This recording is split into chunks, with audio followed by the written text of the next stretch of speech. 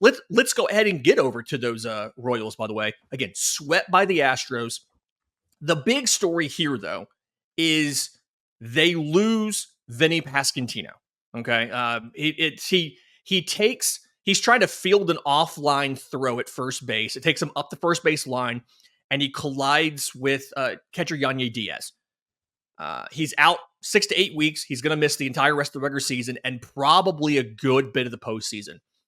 And the immediate move that they made was to trade cash to the Atlanta Braves for Yuli Gurriel. And I'll remind everybody, you can do trades after the trade deadline if it is a player in the minor leagues who has not been on a 40-man roster that season, not appeared in the majors. Yuli Gurriel spent the entire year in AAA with Atlanta, 75 games, batted .292 with an .863 OPS, but he did not play in the major leagues at all, was not on the 40-man roster, so you can make this trade.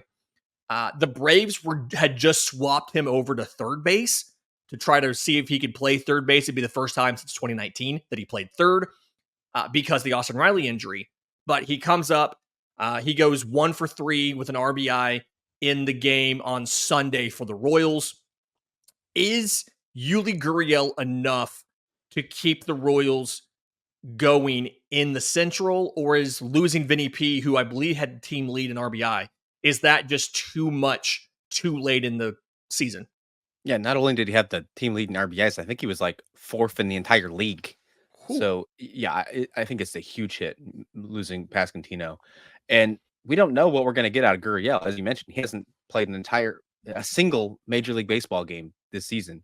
Now, he had some pretty good numbers in AAA this year, but can that translate to the major leagues? We've seen him do it before, but we haven't seen him do it at this age. And he's 40 years old.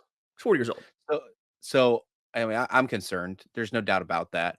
They did pick up some other pieces on the waiver claims. We're going to talk about that right before we leave. But we can go do it now. I am.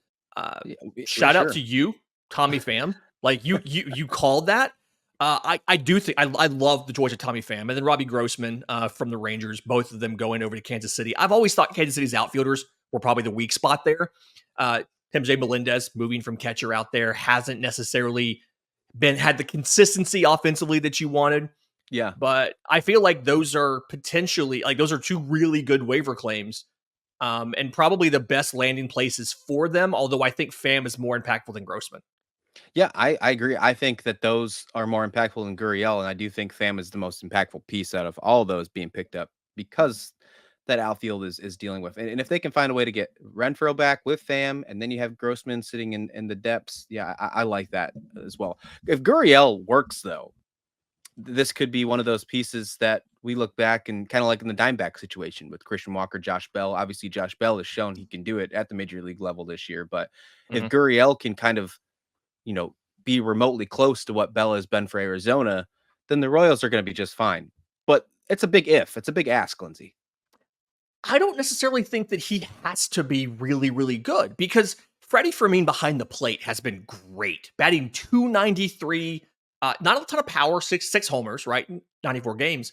But him being really good offensively and defensively behind the plate means that Salvador Perez can play a lot more first base. And so I don't necessarily know if you need Yuli Gurriel to be awesome or if you just need him to be able to give you one good game, 2 good games a week. I think that's where you are right now. The question for me is going to be when you give Fermin a day off and you move Perez back behind the plate, what does the first base position look like that day? How does Gurriel do in those situations? Is it a black hole of offense or can he actually hold his own?